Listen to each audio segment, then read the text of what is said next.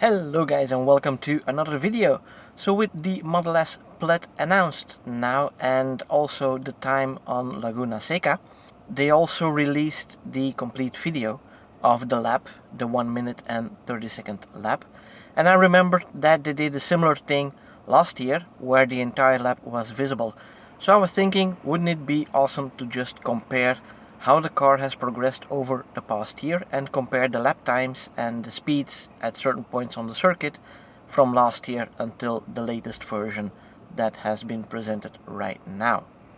So yeah, let's dive into it and see how much better Model S Plaid has become in the past year.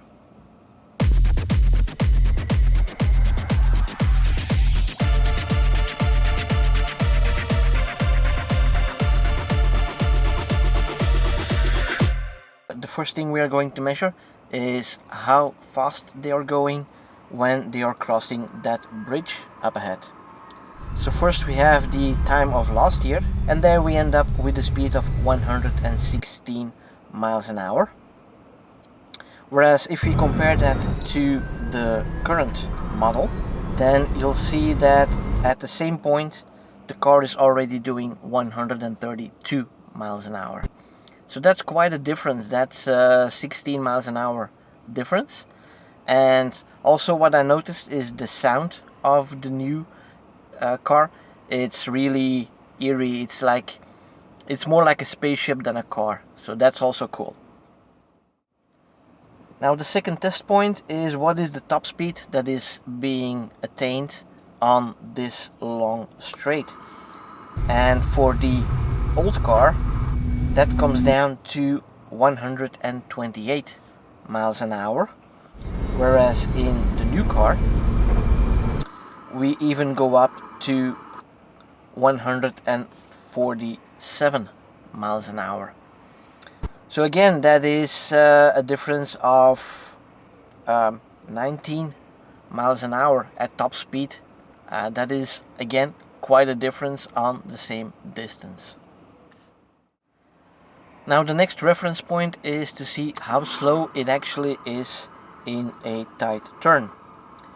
So here we have the old car again, and the slowest speed through that turn is at 38 miles an hour.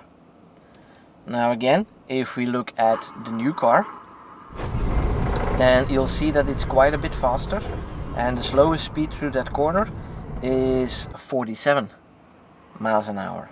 So again, that is quite a difference between the two cars, and that also of course explains why the newer car is faster around the track than the old car.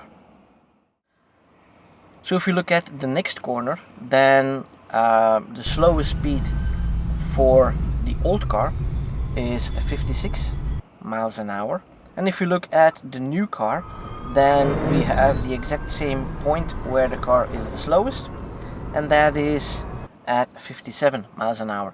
So in this case, the cars are attaining more or less the same speed. But the difference is again when they accelerate out of the corner on the next straight. The top speed there for the old car is 88 miles an hour, whereas if we look at the same acceleration from basically the same start speed, then the new car already attains a top speed of 101 miles an hour. So again, a 30 mile an hour difference over what is actually a very short range. Now after this again we have a longer straight, and if you look at the top speed that has been attained on that straight, then the old car has a top speed of 115 miles an hour, whereas if you look at the same straight with the new car, then it achieved a top speed of 135 miles an hour. So that again is a 20 mile an hour difference over a very short period. After that we have another long straight ahead, and I've measured the car at the same point on the track where it drives under some wires, and then the old car has a speed of 115 miles an hour, whereas the new car at the same point has a top speed of 129 miles an hour. So again, a difference of about 40 miles an hour. So it becomes apparent that on the straights the car is like between 14 and 20 miles an hour quicker. So the acceleration is a lot better in the new car, of course. And then we end up with another straight, and the top speed on that straight for the old car comes down to 99 miles an hour, where for the newer car the top speed is at 111 miles an hour. So a 12 mile an hour difference again on the straights here. And then we move to the final tight turn, where the old car has a slowest speed of 35 miles an hour and the new car has a 44 mile an hour speed, which is a 9 mile an hour difference again in that corner.